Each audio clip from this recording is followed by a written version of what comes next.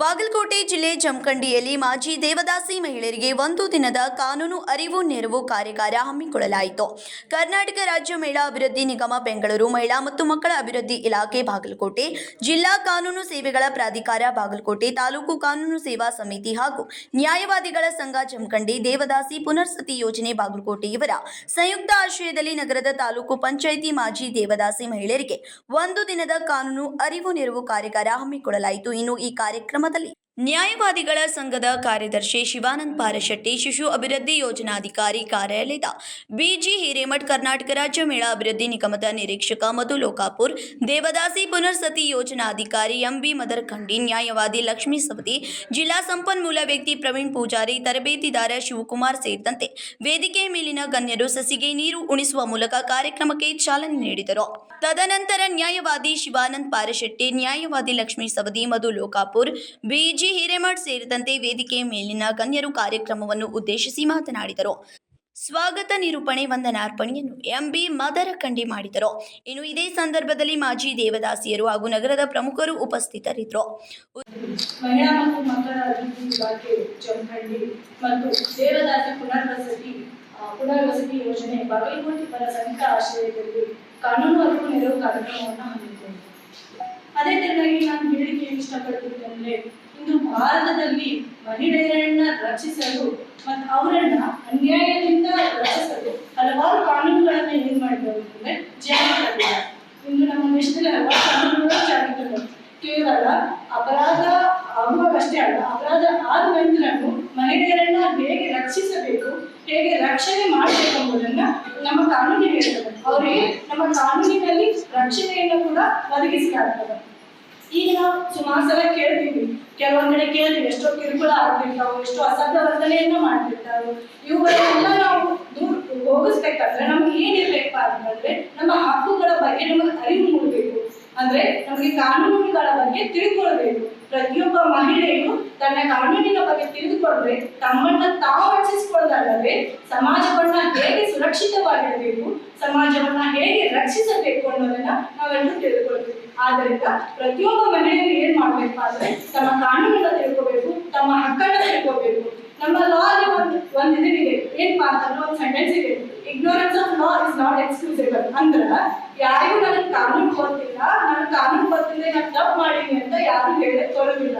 ಯಾರಾದ್ರೂ ತಪ್ಪು ಮಾಡಿದ್ರೆ ಅವ್ರಿಗೆ ಶಿಕ್ಷೆ ಅಂತೂ ಕಟ್ಟಿರುತ್ತೆ ಅಂತ ಹೇಳಕ್ ಇಷ್ಟಪಡ್ತೀವಿ. ಅಯ್ಯೋ ನನಗೆ ಆ ಕಾನೂನಿನ ಬಗ್ಗೆ ಗೊತ್ತಿಲ್ಲ, ನನಗೆ ಕ್ಷಮಿಸಿ ಅಂದ್ರೆ ನಾವು ಕಾನೂನಿನಲ್ಲಿ ಯಾರು ಕ್ಷಮಿಸಕ್ಕಾಗುದಿಲ್ಲ. ಆದ್ರಿಂದ ಪ್ರತಿಯೊಬ್ಬ ಮಹಿಳೆಗೆ ಏನಾಗ್ತಪ್ಪ ಅಂದ್ರೆ ಕಾನೂನಿನ ಬಗ್ಗೆ ತಿಳಿದುಕೊಳ್ಬೇಕು. ಆದ್ರಿಂದ ನನಗೆ ಕಾನೂನು ಗೊತ್ತಿಲ್ಲ ಅಂತ ಹೇಳಿ ಯಾವುದೇ ಕಾರಣಕ್ಕೂ ಹೇಳಿಕೆ ಬರೋದಿಲ್ಲ. ಕೋರ್ಟ್ನಲ್ಲಿ ನಾವು ಕೋರ್ಟಲ್ಲಿ ಹೋಗ್ತೀವಿ, ಸಾಹೇಬ್ರೆ ನನಗೆ ಕಾನೂನಿನ ಬಗ್ಗೆ ಗೊತ್ತಿರಲಿಲ್ಲ, ಹಾಗಾಗಿ ನನ್ನ ತಪ್ಪಾಗ್ತು ಅಂತಂದ್ರೆ ಕ್ಷಮಿಸಕ್ ಬರೋದಿಲ್ಲ. ಆದ್ರಿಂದ ನಾನು ಒಂದು ಮಾತನ್ನ ಹೇಳ್ತೀನಿ, ಎಲ್ಲ ಮಾತೆಯರು ಕೂಡ ಕಾನೂನಿನ ಬಗ್ಗೆ ಅರಿವನ್ನ ಇಟ್ಟುಕೊಳ್ಳಿ, ಕಾನೂನನ್ನ ತಿಳಿದುಕೊಳ್ಳಿ ಅಂತ ಹೇಳಿಕ್ಕೆ ಇಷ್ಟಪಡ್ತೀನಿ. ಅದೇ ತೆರನಾಗಿ ಮಹಿಳಾ ಹಕ್ಕುಗಳು ಯಾವ ರೀತಿ ಹಕ್ಕುಗಳಿವೆ ಕಾನೂನಿನಲ್ಲಿ ಅಂತ ನೋಡ್ಬೋದು. ನಾವು ನಮ್ಮ ಮಕ್ಕಳನ್ನ ಮೊದಲು ಸಾಕ್ಷರ ಮಾಡಬೇಕು, ವಿದ್ಯಾರ್ಥಿಗಳು ಸಾಕಷ್ಟು ಜನ, ಎಷ್ಟೋ ಜನ ಇವತ್ತು ನಾನು ಪ್ರಾಕ್ಟೀಸ್ ಬಂದಾಗ 20 ವರ್ಷದಿಂದ ಒಬ್ರು ಇಬ್ರು ಇರ್ತೀವಿ ಹೆಣ್ಮಕ್ಳು ಕೆಲಸ ಮಾಡೋರು ಕೂಟ. ಇವತ್ತು ಗಂಡಸರು ಒಬ್ರು ಇಬ್ರು ಅಷ್ಟು ಬದಲಾವಣೆ ಇದೆ. ಲಾಸ್ಟ್ ಟೈಮ್ ಒಂದು 4 ವರ್ಷದಿಂದ ನಾವು ಹೆಚ್ಚು ಪೇಷಂಟ್ಸ್ ಫಂಕ್ಷನ್ ನಡೆಸ್ತೀವಿ ಇಲ್ಲಿ ದರ್ಬಾರ್ ಹಾಲ್ನಾಗ. ಸುಮಾರು ಕರ್ನಾಟಕದಲ್ಲಿ ಬಾಗಲಕೋಟೆ ಡಿಸ್ಟ್ರಿಕ್ಟ್ 400 ಮಂದಿ ಹೆಚ್ಚು ಪೇಷಂಟ್ಸ್ ಮುಂದೆ ಬಂದ್ಬಿಟ್ಟು. ಅಂದ್ರೆ ಇವತ್ತು ನಿಮ್ಗೆ ಯಾವುದೋ ಅವಕಾಶ ಇರೋದು, ಕೆಟ್ಟದ್ದನ್ನು ಬಿಟ್ಟು ಬಿಡಲಿಕ್ಕೆ ನಿಮ್ಗೆ ಸಾಧ್ಯತೆ ಇದೆ. ನಿಮ್ಮ ಮನಸ್ಥಿತಿ ಚೇಂಜ್ ಆಗುತ್ತೆ. ನಾವು ಇದನ್ನು ಬಿಡಬೇಕು. ಸರ್ಕಾರಿ ಸೌಲಭ್ಯಗಳು ಹಳೆ ಜನ ತಗೊಳ್ಳಿ, ಹೌದಾ? ಹಳೆ ಜನ ಸರ್ಕಾರಿ ಸೌಲಭ್ಯಗಳನ್ನು ತಗೊಳ್ಳಿ, ಉದ್ಯೋಗಗಳನ್ನು ಮಾಡಿ, ಉದ್ಯೋಗಗಳನ್ನು ಮುಂದುವರಿಸಿ, ಮುಂದೆ ಯಾವತ್ತೂ ಸಣ್ಣ ಸಣ್ಣ ಎಳೆ ಮಕ್ಕಳನ್ನ ಈ ಕೂಟಕ್ಕೆ ಯಾವತ್ತೂ ನುಗ್ಗಬೇಡ್ರಿ. ಅದನ್ನು ಹೇಳ್ಕೊಂಡು ಮಾಡ್ತೀನಿ. ವಿದ್ಯಾವಂತರ 30%, ಇವತ್ತು 33% ಎಲ್ಲ ಇಲಾಖೆಗಳಲ್ಲಿ ರಿಸರ್ವೇಷನ್ ಇದೆ. ಮಹಿಳೆ ಕಾಸ್ಟ್ ಹಾಕಿಲ್ಲ, SC ST OBC ಎಲ್ಲ ಬಿಡ್ತಾರೆ 33%. ಇವತ್ತು ನಮ್ಮಲ್ಲಿ ಇವರು ಒಬ್ಬರು ಮೇಡಮ್ ಇದ್ರು 10 ಜನರೊಳಗೆ ಒಬ್ಬರು ನಮ್ಮ ವಕೀಲರ ಸಂಘದೊಳಗೆ ಮಹಿಳಾ ಪ್ರತಿನಿಧಿಗಳಿರ್ತಾರೆ. ಇನ್ನು ನಾಳೆ ನಾವು ಮಾರ್ಚ್ ಎಲೆಕ್ಷನ್ ಮಾಡಿದ್ರೆ 3 ಜನ ಕೊಡಲಿ. ಸುಪ್ರೀಂ ಕೋರ್ಟ್ ಆರ್ಡರ್ ಮಾಡಿ 33% ರಿಸರ್ವೇಶನ್ ಕೊಡಬೇಕು. ಅದೇ ರೀತಿ ತಾಲೂಕು ಪಂಚಾಯತ್, ಜಿಲ್ಲಾ ಪಂಚಾಯತ್, ಎಲ್ಲೋದ್ರೊಳಗೆ ಗ್ರಾಮ ಪಂಚಾಯತ್ ಒಳಗೆ MLA, MLC ಎಲ್ಲರೊಳಗೂ 33% ರಿಸರ್ವೇಶನ್ ಓಡಾಡೋದಾಗಬೇಕಂತ ಹೇಳ್ತಾರೆ. ಆದ್ರಿಂದ ಪ್ರತಿಯೊಬ್ಬ ಮಹಿಳೆಯು ಮಧ್ಯರಾತ್ರಿ 12 ಗಂಟೆಗೆ ಅಂಜಿಕೆ ಇಲ್ಲದೆ ನಡೆದಾಡುವಂಥದ್ದು ಈಗಲೂ ಇದೆ. ಅದಕ್ಕೆ ಕಾರಣ ಏನಂದ್ರೆ ನಮ್ಮಲ್ಲಿ ಇರುವ ಕಟ್ಟುನಿಟ್ಟಾದ ಕಾನೂನು ಅಂತ ಹೇಳಕ್ಕೆ ಇಷ್ಟಪಡ್ತೀನಿ. ಆದ್ರಿಂದ ಪ್ರತಿಯೊಬ್ಬ ಮಹಿಳೆಯರು ಯಾವುದೇ ಅಂಜಿಕೆ ಇಲ್ಲದೆ ನಿಮಗೆ ಏನಾದರೂ ತೊಂದರೆ ಆಗ್ತಿದ್ರೆ ನಿಮಗೆ ಹತ್ತಿರದಲ್ಲಿರುವ ತಾಲೂಕು ಕಾನೂನು ಸೇವಾ ಸಮಿತಿಗೆ ಒಂದು ಅರ್ಜಿಯನ್ನ ಕೊಟ್ಟರೆ ನಿಮಗೆ ಯಾವುದೇ ರೀತಿ ಶುಲ್ಕವಿಲ್ಲದೆ ನಿಮ್ಮ ಪರಿಹಾರವನ್ನ ಕೊಡ್ತೀವಿ ಅಂತ ಹೇಳಕ್ಕೆ ಇಷ್ಟಪಡ್ತೀನಿ. ಅದೇ ರೀತಿಯಾಗಿ ರಾತ್ರಿಯಲ್ಲಿ ಬಂಧಿಸಲಿರುವ ಅಂದ್ರೆ ಯಾರಾದ್ರೂ ಏನಾದ್ರೂ ಏನೋ ಕೆಲಸ ಆಗಿರುತ್ತೆ ಅಥವಾ ಏನೋ ಒಂದು ಪ್ರಕರಣ ಆಗಿರುತ್ತೆ ಅಂತದ್ರಲ್ಲಿ ಮಹಿಳೆಯರನ್ನ ಬಂದು ಸೂರ್ಯಾಸ್ತದ ನಂತರ ಅಥವಾ ಸೂರ್ಯೋದಯಕ್ಕಿಂತ ಮುಂಚೆ ಯಾರಾದ್ರೂ ಅರೆಸ್ಟ್ ಮಾಡ್ಲಿಕ್ಕೆ ಬಂದ್ರೆ ನಿಮ್ಮನ್ನ ಅರೆಸ್ಟ್ ಮಾಡುವ ಹಕ್ಕನ್ನು ಯಾವುದೇ ರೀತಿ ಯಾರಿಗೂ ಕೊಡೋದಿಲ್ಲ. ಅಂದ್ರೆ ರಾತ್ರಿಯಲ್ಲಿ ಮಹಿಳೆಯರನ್ನ ಬಂಧಿಸಲಿರುವ ಹಕ್ಕನ್ನ ನೀವು ಕಾಯ್ದುಕೊಳ್ತಿರ್ತೀರ.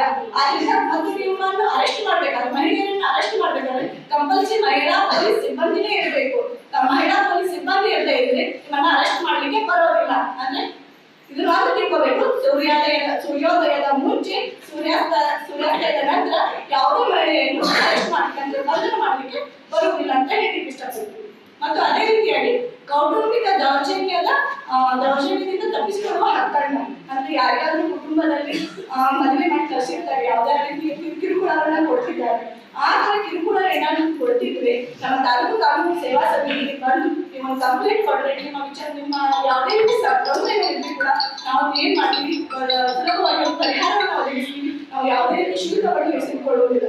ಇವರೇನು ಆಗಿನ ಶುಲ್ಕವನ್ನ ಇಸ್ಕೊಂಡಿಲ್ಲ ಅಂತ ಹೇಳ್ತಿದ್ದಾರೆ ಅಂತ ಹೇಳಬಹುದು ನೀವು. ಅದು ಶುಲ್ಕ ಇಸ್ಕೊಂಡು ಹೇಳಿದ್ರೆ ವಕೀಲರು ಯಾಕೆ ಶುಲ್ಕ ಇಸ್ಕೊತಾರೆ ಅಂದ್ರೆ ನಮ್ಮ ತಾಲೂಕು ಕಾನೂನು ಸೇವಾ ಸಮಿತಿಯಲ್ಲಿ ವಕೀಲರಿಗೆ ರಾಜ್ಯ ಪ್ರಾಧಿಕಾರ ಶುಲ್ಕವನ್ನ ನೀಡುತ್ತಾರೆ. ನಿಮ್ಮ ಪರವಾಗಿ ರಾಜ್ಯ ಪ್ರಾಧಿಕಾರ ವಕೀಲರಿಗೆ ಶುಲ್ಕವನ್ನ ನೀಡುತ್ತಾರೆ ಅಂತ ಹೇಳಿಕೆ ಇಷ್ಟಪಡ್ತೀವಿ. ಮತ್ತೆ ಅದೇ ತೆರನಾಗಿ ಮಹಿಳೆಯರಿಗೆ ಸಮಾನ ವೇತನದ ಹಕ್ಕು ಅಂದ್ರೆ ಸಮಾನ ವೇತನದ ಹಕ್ಕು ಅಂದ್ರೆ ಪುರುಷರಾಗಿರ್ಬೋದು ಮಹಿಳೆಯರಾಗಿರ್ಬೋದು ಒಂದೇ ಕೆಲಸಕ್ಕೆ ಇಬ್ಬರಿಗೂ ಕೂಡ ಸಮಾನ ವೇತನಕ್ಕೆ ಸಮಾನ ಹಕ್ಕನ್ನ ಕೊಡ್ಬೇಕಂತ ಹೇಳ್ತಾರೆ. ಅಂದ್ರೆ ಇವರು ಪುರುಷರು ಇವರಿಗೆ ಹೆಚ್ಚಿನ ವೇತನ ಕೊಡ್ಬೇಕಂತ ಏನಿಲ್ಲ, ಇವರು ಮಹಿಳೆಯರು ಇವರಿಗೆ ಕಡಿಮೆ ವೇತನ ಕೊಡ್ಬೇಕಂತಿಲ್ಲ. ಅಂದ್ರೆ ಸಮಾನ ಕೆಲಸಕ್ಕೆ ಸಮಾನ ವೇತನವನ್ನ ಕೊಡಬೇಕು. ಅದನ್ನ ಪಡೆಯುವುದು ಪ್ರತಿಯೊಬ್ಬ ಮಹಿಳೆಯ ಹಕ್ಕು ಅಂತ ಹೇಳಿಕ್ಕೆ ಇಷ್ಟಪಡ್ತೀನಿ. ಮತ್ತು ಅದೇ ರೀತಿಯಾಗಿ ಇನ್ನೊಂದು ಹೇಳ್ಬೇಕಪ್ಪ ಅಂದ್ರೆ ನಮ್ಮ ನ್ಯಾಯಾಲಯದಲ್ಲಿ ಎಲ್ಲರಿಗೂ ಕೂಡ ಉಚಿತವಾಗಿ ಕಾನೂನನ್ನು ಕೊಡ್ತೀವಿ. ಮತ್ತು ಅದೇ ರೀತಿಯಾಗಿ ಯಾವುದೇ ರೀತಿಯ ಕಿರುಕುಳಕ್ಕೆ ಒಳಗಾಗಿದ್ರೆ ನೀವು ಮುಂದೆ ಬಂದು ಹೇಳ್ಬೇಕಂತ ಹೇಳಿ ನಾನು ಹೇಳ್ಕೊಳ್ತೀನಿ. ಅದೇ ರೀತಿ ಹಿಂಬಾಲಿಸುವ ವಿರುದ್ಧದ ಹಕ್ಕು ಅಂದ್ರೆ ನೋಡಬಹುದು, ನೀವಾಗಿರ್ಬೋದು ಅಥವಾ ನಿಮ್ಮ ಯಾರೇ ಮಕ್ಕಳಾಗಿರ್ಬೋದು ಯಾರೇ ಆಗಿರ್ಬೋದು ಹಿಂಬಾಲಿಸ್ಕೊಂಡು ಬರ್ತಿರ್ತಾರೆ. ಅಂದ್ರೆ ಇವೆಲ್ಲ ನಡೀತಿರ್ತಾರೆ ಸಮಾಜದಲ್ಲಿ, ಆಲ್ಮೋಸ್ಟ್ ನಡೀತಿರ್ತಾರೆ. ಕೆಲವೊಂದ್ ಕಡೆ ಎಲ್ಲ ಕಮ್ಮಿ ಆಗಿದೆ, ಆದ್ರೂ ಕೆಲವೊಂದ್ ಕಡೆ ಏನ್ ಮಾಡ್ತಾರೆ ಹಿಂಬಾಲಿಸಿಕೊಂಡು ಬರ್ತಿರ್ತಾರೆ. ಅಂತವರ ವಿರುದ್ಧನೂ ನಾವು ಕೇಸನ್ನು ತೆಗೆದುಕೊಳ್ತೀವಿ. ಅಂದ್ರೆ ಅಂತವರ ವಿರುದ್ಧ ಕಟ್ಟುನಿಟ್ಟಾದ ಕಾನೂನುಗಳಿವೆ. ಯಾರಾದ್ರೂ ನಿಮಗೆ ಹಿಂಬಾಲಿಸ್ತಿದ್ರೆ, ಯಾರಾದ್ರೂ ನಿಮಗೆ ಕಿರುಕುಳವನ್ನ ಕೊಡ್ತಿದ್ರೆ ಅವರಿಗೆ ಕೂಡ ಕಾನೂನಿಗಾಗಿ ಶಿಕ್ಷೆಯನ್ನ ಕೊಡಲಾಗುತ್ತದೆ. ಮತ್ತು ಅದೇ ರೀತಿಯಾಗಿ ನಿಮ್ಮನ್ನ ಕಾನೂನಿನ ಪ್ರಕ್ರಿಯೆಯಲ್ಲಿ ಸಬರೀತಿಯಿಂದ ನಡೆಸ್ಕೊಳ್ತಾರೆ. ಅಂದ್ರೆ ನಿಮ್ಮನ್ನ ವೈದ್ಯಕೀಯ ಪರೀಕ್ಷೆ ಮಾಡ್ಬೇಕು. ಯಾವುದೋ ಒಂದು ಕೇಸ್ನಲ್ಲಿ ಅರೆಸ್ಟ್ ಮಾಡಿರ್ತಾರೆ, ಆ ಟೈಮಲ್ಲಿ ನಿಮ್ಗೆ ಏನ್ ಮಾಡ್ಬೇಕು, ಒಂದು ವೈದ್ಯಕೀಯ ಪರೀಕ್ಷೆ ಅಂತ ಹೇಳಿ ಬರ್ತಾರೆ.